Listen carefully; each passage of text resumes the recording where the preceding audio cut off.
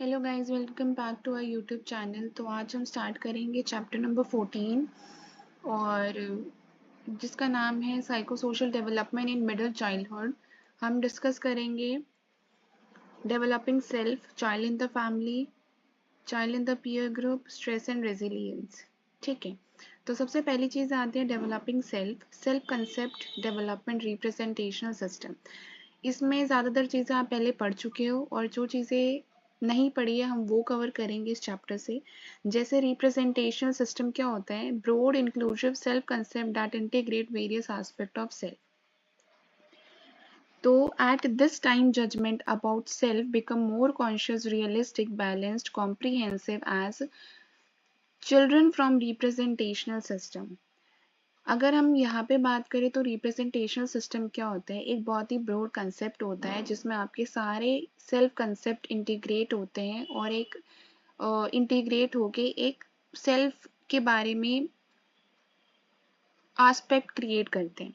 अगर मैं बात करूँ, जैसे अगर सेल्फ कंसेप्ट क्या होता है? जब आप खुद के बारे में अवेयर होते हो, है ना?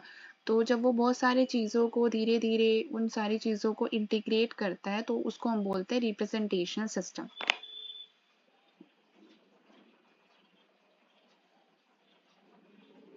और जैसे जैसे टाइम के साथ साथ जो हमारी सेल्फ है वो बहुत ज़्यादा कॉन्शियस हो जाती है, रियलिस्टिक हो जाती है, बैलेंस्ड हो जाती है और कॉम्प्रिहेंसिव हो जाती है।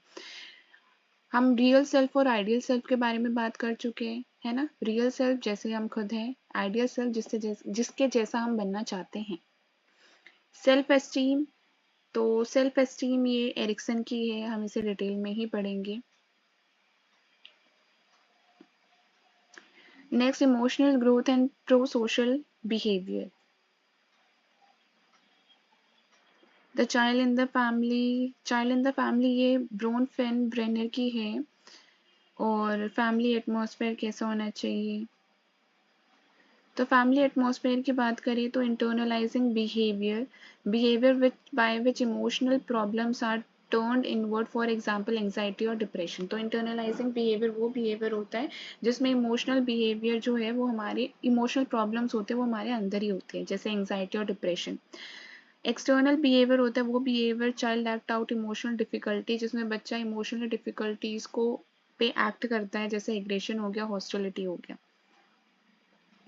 Parenting issue from control to coregulation. Coregulation का मतलब होता है transitional stage in the control of behaviour in which parent exercise general supervision and children exercise moment to moment self regulation. Coregulation का होता है जब behaviour को बच्चा को रेगुलेट करता है, सेल्फ रेगुलेट करता है। तो middle childhood brings a transitional stage of को रेगुलेशन। कौन से स्टेज में आता है को रेगुलेशन? मिडिल चाइल्डहुड में। ये एक ट्रांजिशनल स्टेज होती है जिसमें बिहेवियर को कंट्रोल किया जाता है, जिसमें पेरेंट सुपरवाइज करता है और पेरेंट और बच्चा जो है मोमेंट टू मोमेंट अपने बिहेवियर को रेगुलेट करता है। ठीक है, next, efforts of parent work. Effects of parents work रहने दें, पॉवर्टी पेरेंटिंग ये भी रहने दो। और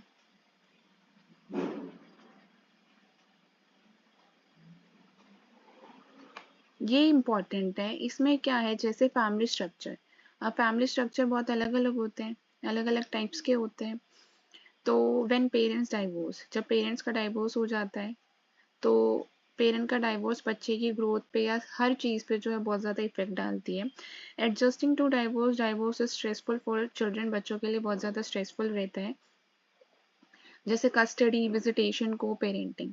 तो children do better after divorce if the custodial parent is warm, supportive and authoritative. अब डाइवोर्स के बाद भी अगर कस्टडी अगर उस पेरेंट के पास चली जाती है जो बहुत ही वार्म है, सपोर्टिव है, अथॉरिटेटिव है और बच्चे की एक्टिविटी को मॉनिटर करता है, तो जो बच्चे हैं वो बेटर परफॉर्म करते हैं। ठीक है, लेकिन अगर इससे उल्टा हो जाए तो उसकी ग्रोथ पे और हर चीज़ पे बहुत ज़्यादा इफेक्ट पड़ता है बच्चे की।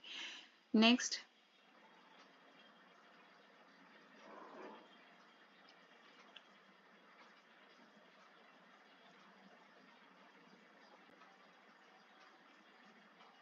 Cooperative parenting. Active consultation between mother and non-resident father of parenting decision led to more frequent contact between father and child, in turn led to better father-child relationship, more responsive father. और cooperative parenting में क्या होता है कि divorce होने के बाद भी कोऑपरेट कर रहे हैं बच्चे की ग्रोथ के लिए, है ना, कि रिलेशनशिप अच्छी हो। और नेक्स्ट, जॉइंट कस्टडी क्या होता है? जॉइंट कस्टडी वो कस्टडी जो दोनों पेरेंट्स शेयर करते हैं, can be advantages if the parents can cooperate. तभी फायदेमंद है जब दोनों पेरेंट जो है वो कोऑपरेट करें एक साथ। As both parent can continue to be closely involve with the child. Divorce होने के बाद भी जॉइंट कस्टडी में दोनों पेरेंट जो है वो क्लोजली इन्वॉल्व हो सकते हैं बच्चे के साथ।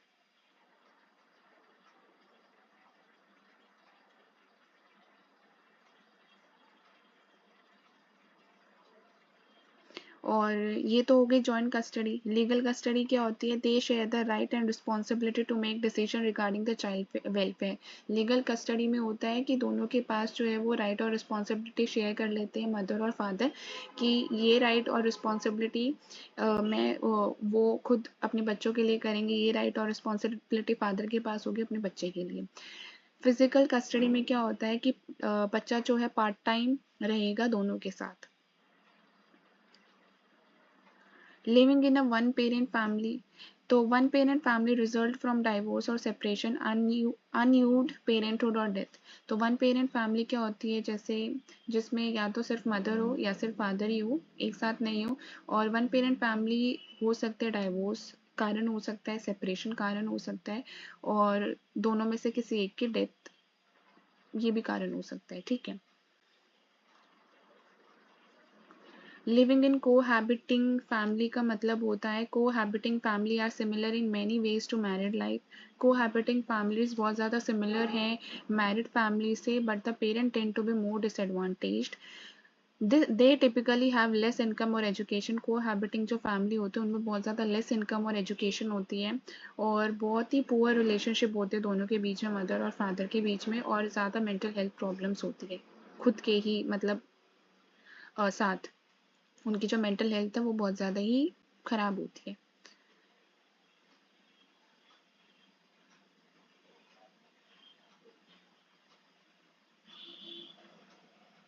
Next, living in a step family, most divorce parent eventually री मैरी। बहुत ज़्यादा जो डाइवोर्स्ड पेरेंट्स होते हैं वो दोबारा से री मैरी कर लेते हैं, और many single mothers marry man who were not father of their children.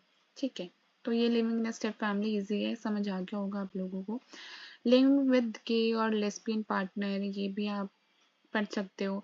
Adoptive families में होता है it is not only for infertile people, single people, older people, gay, lesbian couple, people who already have biological children have become adoptive parents. Adoptions usually take place through public और private agencies. Adoption जो है public और private agencies से हो सकता है।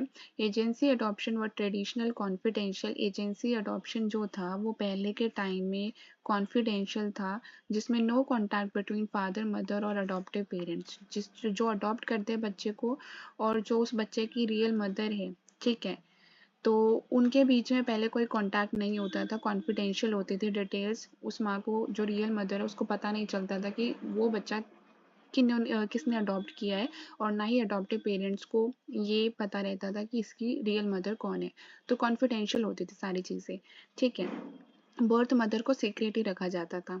लेकिन आज के टाइम में जो है ओपन अडॉप्शन का मतलब है जिसमें दोनों पार्टीज जो होते हैं इंफॉर्मेशन को शेयर करते हैं और डायरेक्ट कॉन्टैक्ट होता उनका बच्चे के साथ। ठीक है, तो ये PYQ में आया था ये क्वेश्चन इससे रिलेटेड, तो इसलिए ये इम्पोर्टेंट है, और यही लाइन उठाई गई थी एज इट इज, ये और ये। Next, living with grand parents. बहुत सारे ऐसे बच्चे होते हैं जो अपने ग्रैंड पेरेंट्स के साथ रहते हैं। Sibling relationship. सिबलिंग रिलेशनशिप का मतलब ये होता है जैसे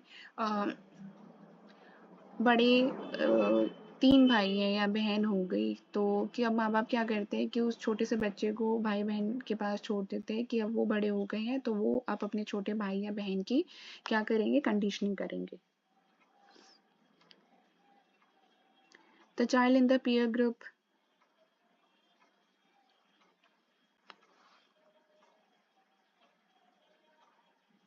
तो प्रेजुडाइज का मतलब होता है unfavourable attitude towards member of certain group outside one one's, especially racial और एथनिक ग्रुप।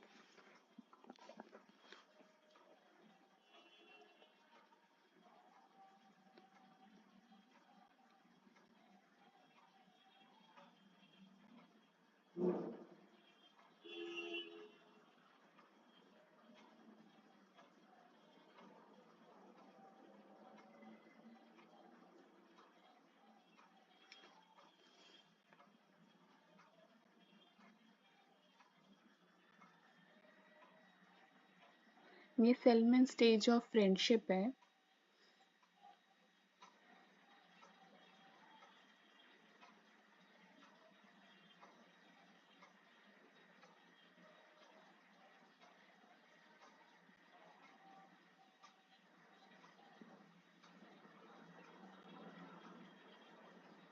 इंस्ट्रूमेंटल एग्रेशन होता है aggression aimed at achieving an objective, hostile aggression action intended to hurt another person। तो instrumental aggression वो aggressive behaviour होता है जिससे आप अपने गोल को अचीव करते हो, ठीक है। होस्टाइल एग्रेशन होता है aggressive behaviour intended to hurt another person. Hostile मतलब जब आप दूसरे पर्सन को हर्ट करते हो। तो ये दोनों इंपॉर्टेंट है भाई, इंस्ट्रूमेंटल और होस्टाइल।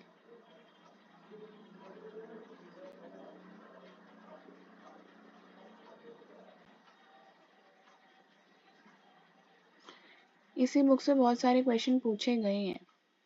10 to 12 क्वेश्चंस तो हर शिफ्ट में आपको देखने को मिलेंगे इसी से ही।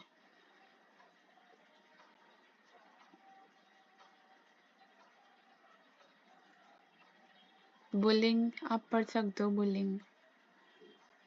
स्ट्रेस एंड रेजिलियंस ये भी आसान, ये इसमें से कुछ नहीं आएगा।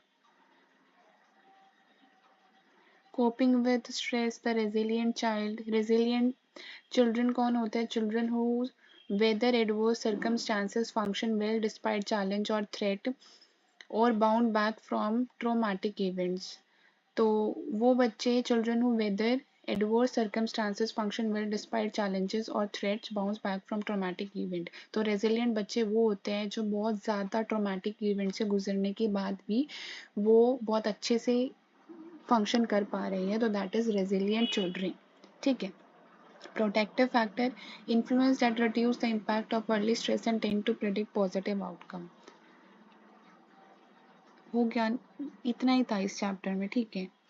जो इम्पोर्टेंट था वो हम डिस्कस कर चुके हैं और मिलता है अपने नेक्स्ट पार्ट 6 चैप्टर 15। तो ये हमारा last part I think, adolescence. इसमें 3 चैप्टर है, 3 चैप्टर ये कवर होने के बाद ये बुक कंप्लीट हो जाएगी, ठीक है। तो इसके बाद हम कुछ मिसलेनियस सोर्स भी करेंगे जैसे ICDS हो गया और फोक पेडागोजी हो गई, ये सारी चीज़ें हम कवर करेंगे। तो बने रहिएगा इस चैनल के साथ। जिन्होंने सब्सक्राइब नहीं किया फटाफट से सब्सक्राइब कर दो और मिलते हैं नेक्स्ट क्लास में। Thank you.